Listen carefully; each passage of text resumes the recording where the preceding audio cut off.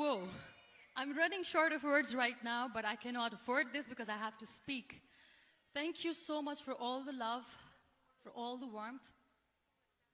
Thank you for accepting me. Thank you very much.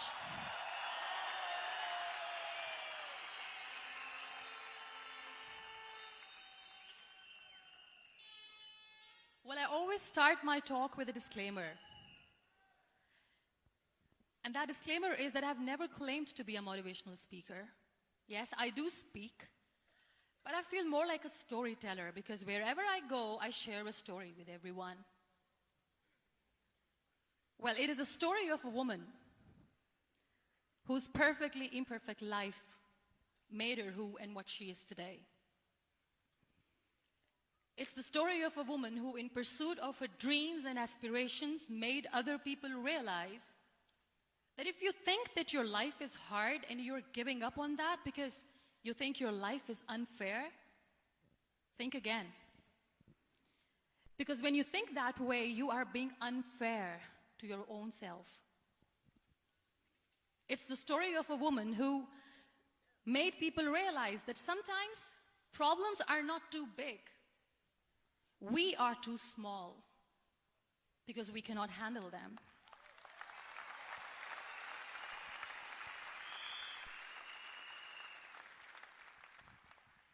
It is the story of a woman who with time realized that real happiness doesn't lie in success, money, fame. It lies within. Real happiness lies in gratitude. So I am here, and I'm going to share the story of that woman. That is my story. The story of gratitude.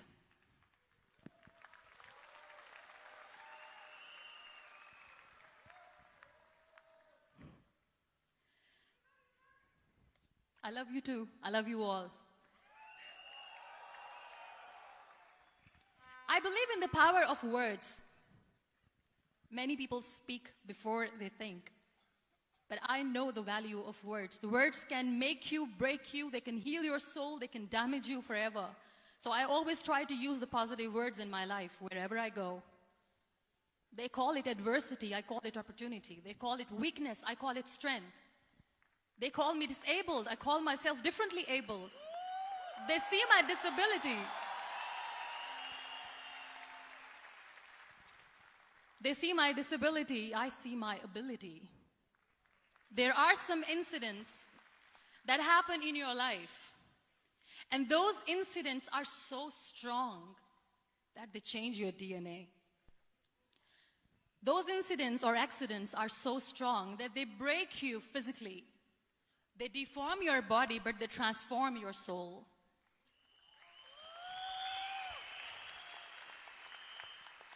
Those incidents break you, deform you, but they mold you into the best version of you.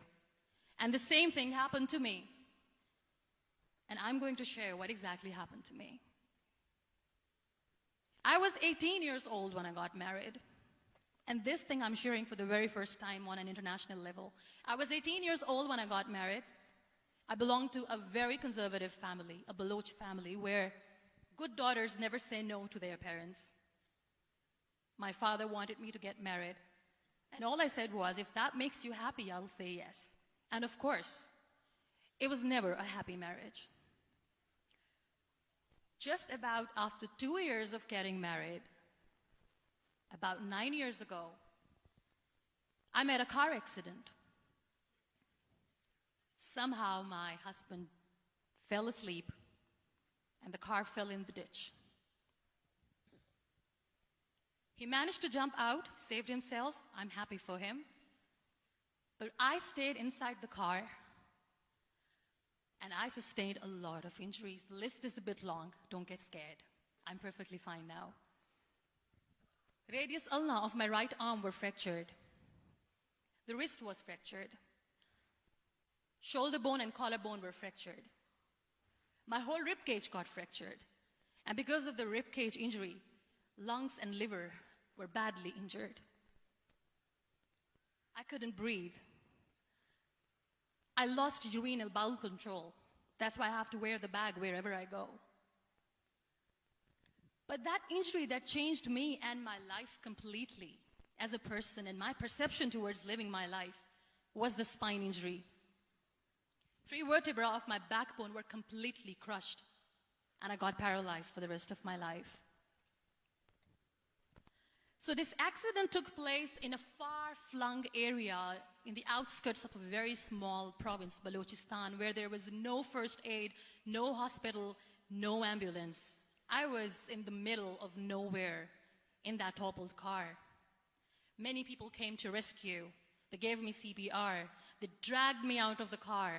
And while they were dragging me out, I got the complete transection of my spinal cord.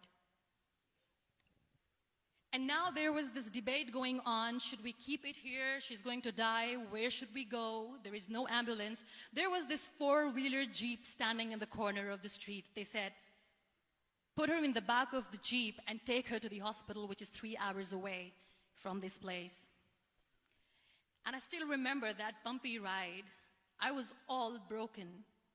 They threw me at the back of the Jeep and they rushed me to the hospital. That is where I realized that my half body was fractured and half was paralyzed. I finally ended up in a hospital where I stayed for 2.5 months. I underwent multiple surgeries. Doctors have put a lot of titanium in my arm. There's a lot of titanium at my back to fix my back. That's why people in Pakistan call me the Iron Lady of Pakistan.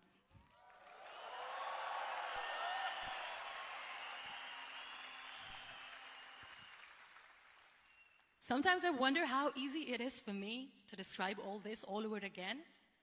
And somebody has rightly said that when you share your story and it doesn't make you cry, that means you have healed.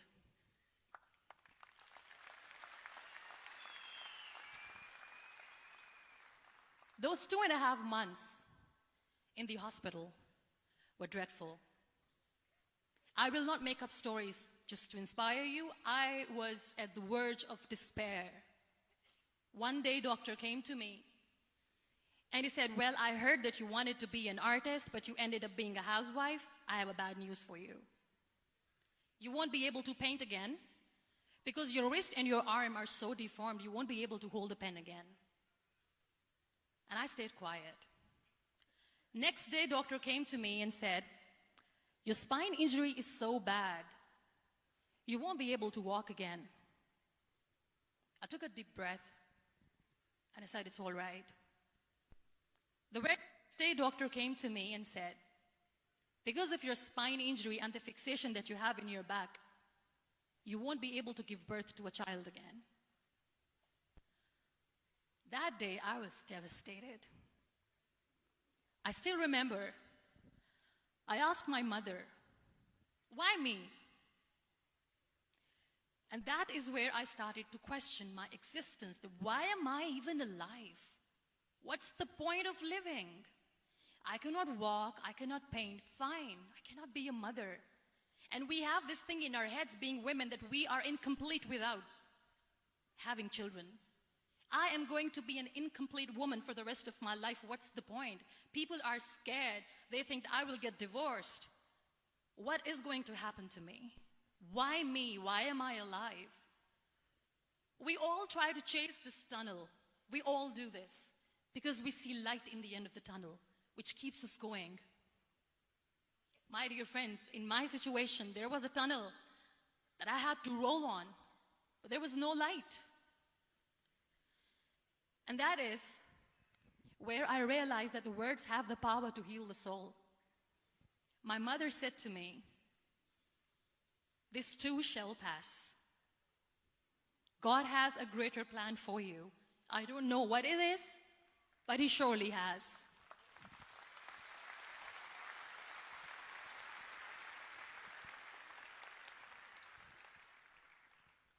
And in all that distress and grief, somehow or the other, those words were so magical that they kept me going. I was trying to put that smile on my face all the time, was hiding. It was so hard to hide the pain, which was there. But all I knew was that if I will give up, my mother and my brothers will give up too. I cannot see them crying with me. So what kept me going was, one day I asked my brothers, I know I have a deformed hand, but I'm tired of looking at these white walls in the hospital and wearing these white scrubs. I'm getting tired of this. I want to add more colors to my life. I want to do something.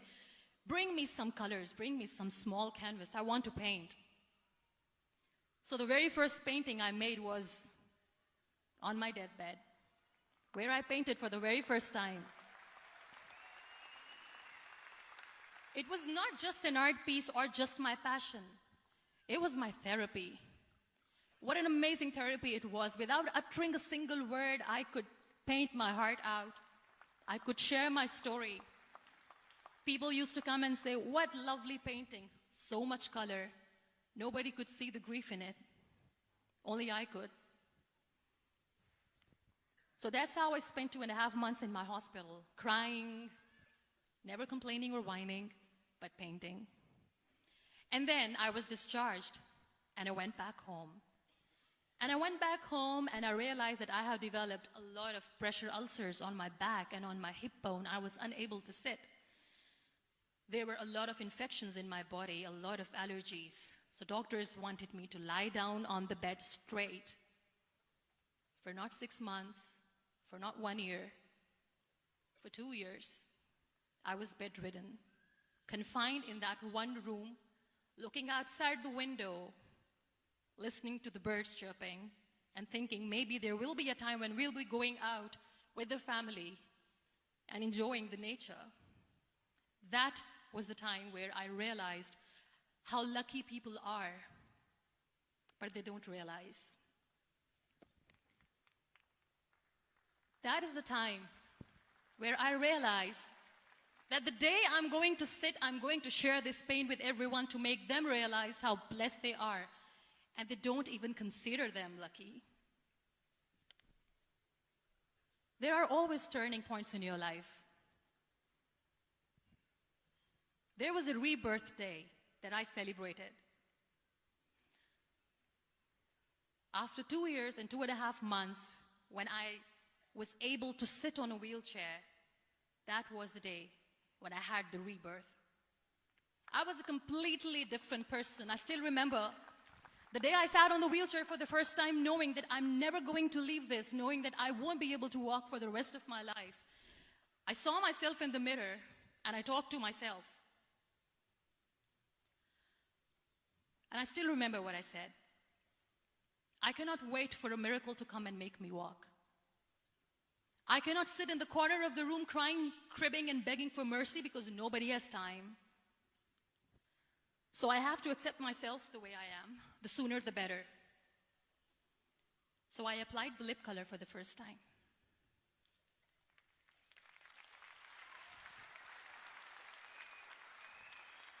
And I erased it. And I cried. And I said, what am I doing? A person on a wheelchair should not do this. What will people say? Clean it up. Put it again. This time I put it for myself. Because I wanted to feel perfect from within.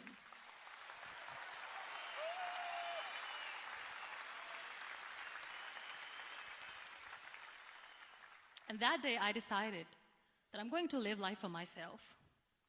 I am not going to be that perfect person for someone. I am just going to take this moment and I will make it perfect for myself. And you know how it all began? That day I decided that I'm going to fight my fears. We all have fears. Fear of unknown, fear of known, fear of losing people, fear of losing health, money. We want to excel in career, we want to become famous, we want to get money. We are scared all the time. So I wrote down one by one all those fears. And I decided that I'm going to overcome these fears one at a time. You know what was my biggest fear? Divorce. I couldn't stand this word. I was trying to cling on to this person who didn't want me anymore, but I said no. I have to make it work. But the day I decided that this is nothing but my fear, I liberated myself by setting him free. And I made myself emotionally so strong that the day I got the news that he's getting married, I sent him a text that I'm so happy for you and I wish you all the best. And he knows that I pray for him today.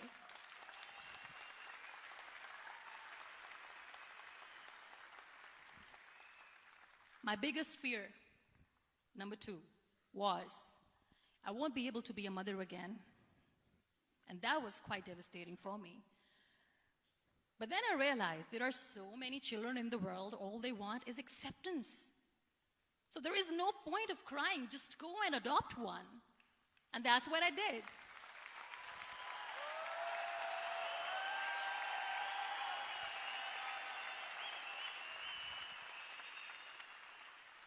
I gave my name in different organizations, different orphanages. I didn't mention that I'm on a wheelchair, dying to have a child. So I just told them that this is Muniba Mazari and she wants to adopt a boy or girl, whatsoever, but I want to adopt a kid. And I waited patiently. 2 years later, I got this call from a very small city in Pakistan. I got a call and they said, "Are you Muniba Mazari?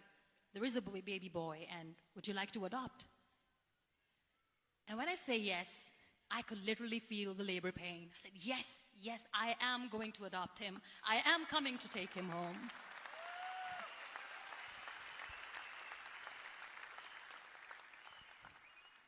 And when I reached there, the man was sitting and he was looking at me from head to toe. And in back of my head, I kept thinking that, oh my God, he's going to say she's on the wheelchair. She doesn't deserve it. How is she going to take care of him? And I looked at him and I said, "Do not judge me because I'm on the wheelchair." But you know what he said? He said, "I know you will be the best mother of this child. You both are lucky to have each other."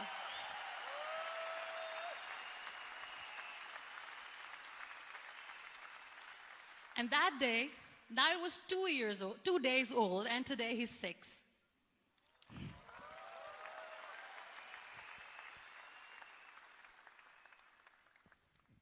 You'll be surprised to know another bigger fear that I had in me.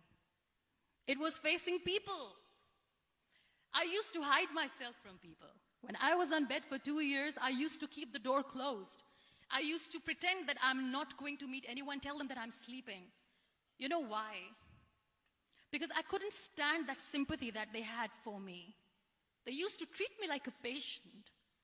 When I used to smile, they used to look at me and say that, "You're smiling, are you okay?"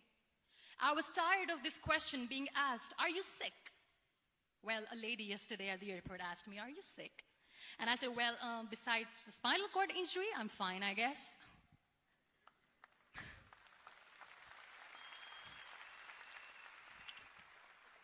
But those are really cute questions. They never used to feel cute when I was on the bed.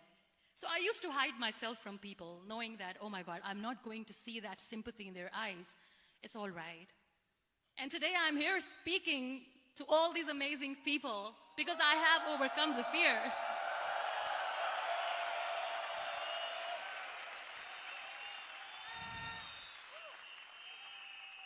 You know, when you end up being on the wheelchair, what's the most painful thing? That's another fear that people on the wheelchair or the people who are differently abled have in their hearts, but they never share. I'll share that with you. The lack of acceptance. People think that they will not be accepted by the people because we, in the world of perfect people, are imperfects. So I decided that instead of starting an NGO for disability awareness, which I know will not help anyone, I started to appear more in public. I started to paint. I always wanted to.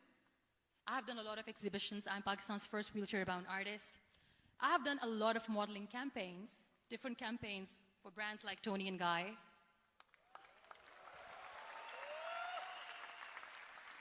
I have done some really funny, breaking the barriers kind of modeling.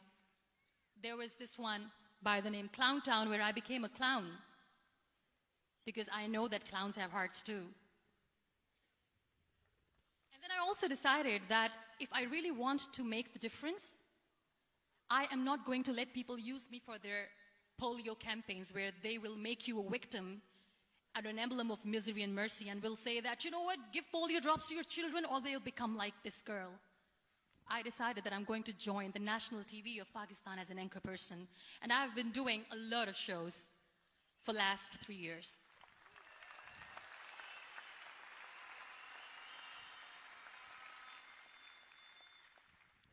So when you accept yourself the way you are, the world recognizes you. It all starts from within. Thank you. I became the National Goodwill Ambassador for UN Women Pakistan, and now I speak for the rights of women, children. We talk about inclusion, diversity, gender equality, which is a must. I was featured in BBC 100 Women for 2015. I'm one of the Forbes 30 under 30 for 2016. And it all didn't happen alone. You all are thriving in your careers. You have bigger dreams and aspirations in life. Always remember one thing. On the road to success, there is always we, not me. Do not think that you alone can achieve things. No. There is always another person who is standing behind you, maybe not coming on the forefront, but behind you, praying for you and supporting you. Never lose that person. Never.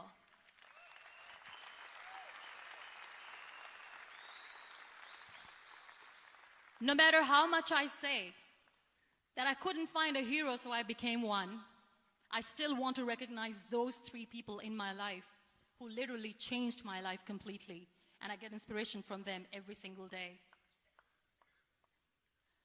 Waleed Khan. Many people know about the terrorist attacks in Pakistan. We have lost many people. And I'm sharing this with a very heavy heart because we actually have lost a lot of people in this huge turmoil of terrorism. These people are barbarians. They do not see people. They're even worse than animals. They have killed people in mosques. They have killed people in churches, temples, even in schools.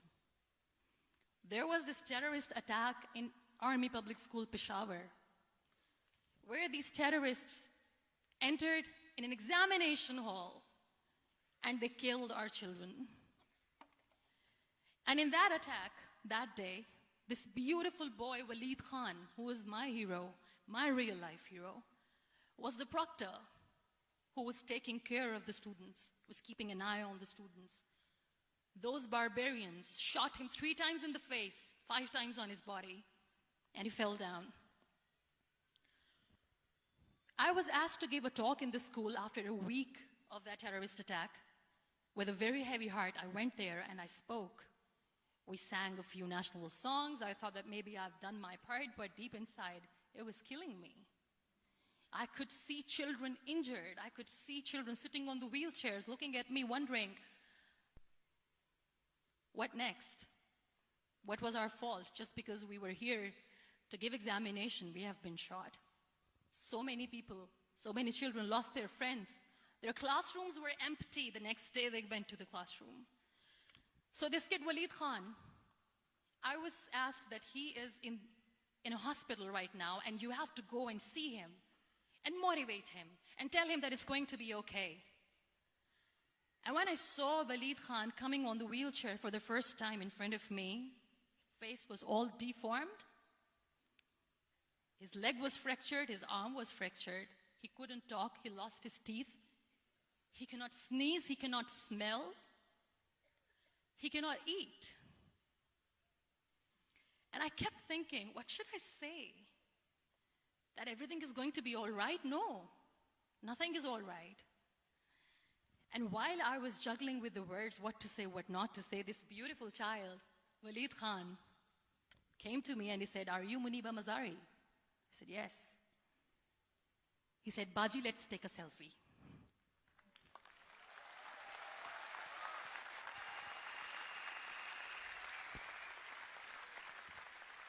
And with that beautiful, toothless smile of Waleed Khan, we took that beautiful selfie that I still have with me. I don't share that here because he was in a very bad shape that time. And that is where I realized that when I was thinking too much about his deformities, he's happy with himself. He doesn't even care. Because today he goes in the same school, and when somebody asks him that what happened to your face, why so many scars, you know what he says? "These scars are my medals and I wear them with pride."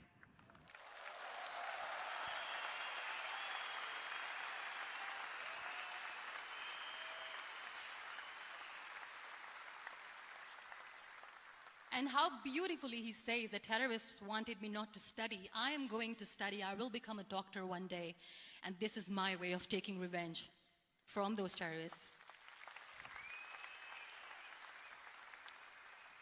Another real-life hero, of course, my son. His name is Nile, N-I-L-E, River Nile. I learned so much from this kid. The first and foremost thing is patience. How to be patient when you know that your mother cannot walk, when you know that your mother is different from the other women, when you know that your mother cannot go out and play with you, how to stay calm. He loves football. And when we got the very first football, he was 4 years old. He was super excited. I still remember he came in the room and he said, "Mom, let's play football." And he kept the ball in my feet. And he said, "Let's kick it." And that day I felt disabled. I said, "I cannot kick the ball." And I was down with the same face. He looked at me and he said, "Well, that's all right. Your legs are not working, but your hands do. Let's play catch the ball."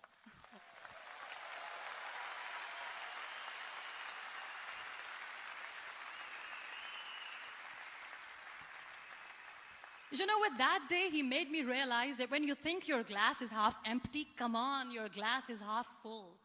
It's all in here and here. Last but not least, the woman who made me realize that heroes have no gender.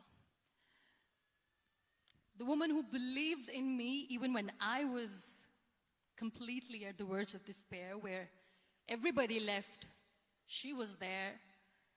And every time I looked at her, without saying anything, she used to look at me and said, "This too shall pass.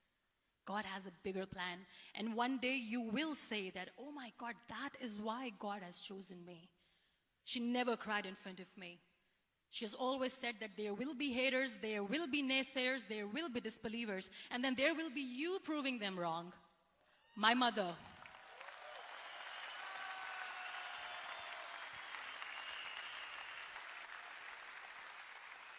Whatever I am today, I'm nothing without her.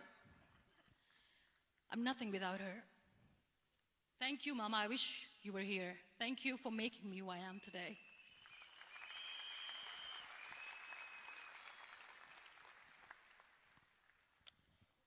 You know what? We human beings have a problem. Out of many problems, there is one more, and this is self-created one. We always expect ease from life. We have this amazing fantasy about life. This is how things should work. This is my plan. It should go as per my plan. If that doesn't happen, we give up. So my dear friends, let me tell you one thing. I never wanted to be on the wheelchair. Never thought of being on the wheelchair. I was always aspiring to do bigger things, but had no idea that for that I have to pay the price to be where I am today. It's a very heavy price. This life is a test and a trial, and tests are trials are never supposed to be easy. So when you're expecting ease from life, and life gives you lemons, then you make the lemonade, and then do not blame life for that, because you were expecting ease from a trial. Trials make you a stronger, better person. Life is a trial, and with time you realize that.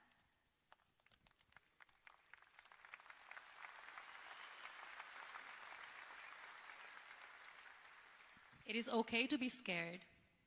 It is okay to cry. Everything is okay, but giving up should not be an option. They always say that failure is not an option. Failure should be an option, because when you fail, you get up, and then you fail, and then you get up, and that keeps you going.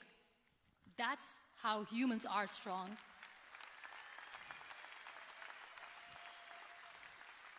Failure is an option, should be an option, but giving up is not. Never. We have this thing in minds. We call it perfection. We want everything perfect. We want ourselves to be perfect. There is this image in our head about everything. Perfect life, perfect relationships, perfect career, perfect amount of money that we need to earn no matter what. Nothing is perfect in this world. We all are perfectly imperfect, and that is perfectly all right. That's all right. We were sent here not to become the perfect people. Those people who tell you how to look perfect, even those people are imperfect. Trying to fight this fear of looking imperfect. I used to be perfect. I still remember. I got this compliment years ago when I used to walk. Oh my God, look at you. You're fair, you're tall, you're perfect. Look at me now. You're still perfect. Only the perfect eyes can see that. Only the perfect eyes will see that. Only the perfect eyes will see that. So yes, in all those imperfections, you have to listen to your heart. You don't have to look good for people.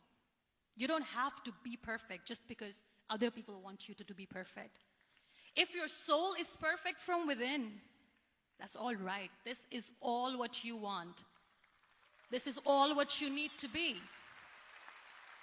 Our society has made very weird kind of norms to look perfect and great. For men, it's different. For women, it's different. We think too much about what people say. We listen to ourselves too little. You know what makes you perfect? When you make someone smile. You know what makes you perfect? When you try to do something good for the people around you. You know what makes you perfect? When you feel someone's pain. And how beautiful pain is that it connects you with people. No other medium can connect you with others but pain. That's why I always say that I'm in pain, and that's a blessing in disguise for me. Today,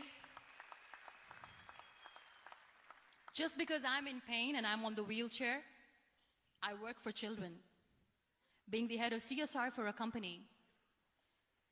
We conduct medical camps in far-flung areas of Pakistan where so many kids die because they don't have medical facilities.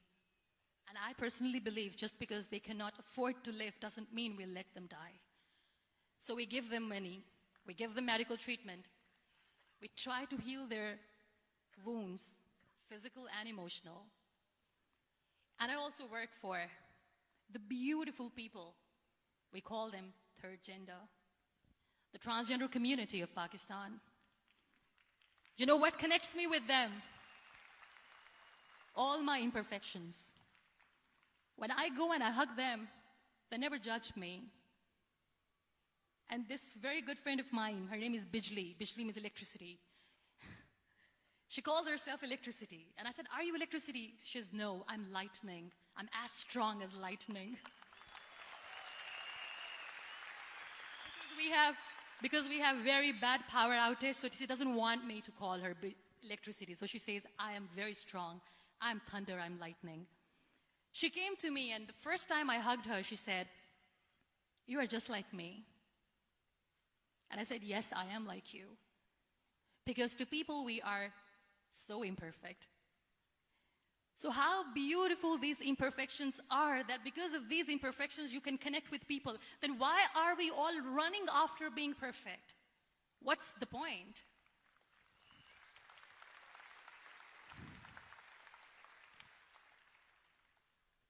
Every time I go in public, I always smile. It's always a big toothy smile on my face, and people ask me, don't you get tired of smiling all the time? What's the secret? I always say one thing, that I have stopped worrying about the things that I have lost, the people that I have lost. Things and people who were meant to be with me are with me. And sometimes, somebody's absence makes you a better person. Cherish their absence. It's always a blessing in disguise.